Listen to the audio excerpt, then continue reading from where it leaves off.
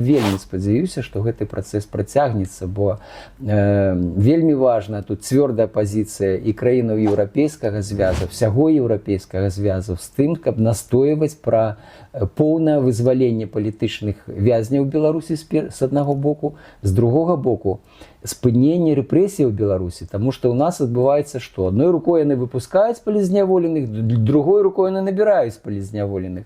І тое, што мне распавялі мае вісноўцы, бо я не ведаў этой інфармацыі, што і нашы вельмі даўнія знаёмыя, там лідары і актывісты грамадзянскай супольнасці, якія працавалі там дзесяткі гадоў Беларусі, вот зараз яны працягваюць быць арыштаваны, зараз яны трапляюць зноў у турму, хаця вот яны нейкім чынам пазбегалі гэтай турмы гэтыя ўсе гады.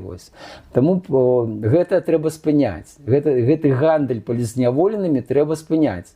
Бо з аднаго боку, у меня такія двойныя пачуцці. Я вельмі рады, што я на волі, што я ўбачыўся з сям'ёй, з жонкай, са сваімі сябрамі, калегамі, што бо тэрмін мой быў яшчэ 5 гадоў у турме, гэта ўжо як бы даволі такой доўгі час, ось і так доўга сядзіш, яшчэ доўга сядзець, это псіхалагічна, это не проста ўсё вытрымліваць было.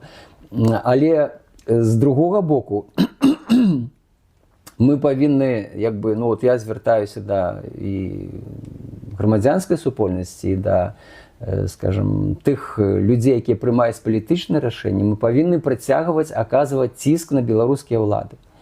Пра вызваленне з патрабаваннем вызваліць всіх палізняволеных і спыніць тыя палітычныя рэпрэсіі, якія працягваюцца ісці кожны дзень, працягваюцца ісці на Беларусі, якія не даюць беларусам вольна ўздыхнуць, не даюць беларусам спакойна жыць.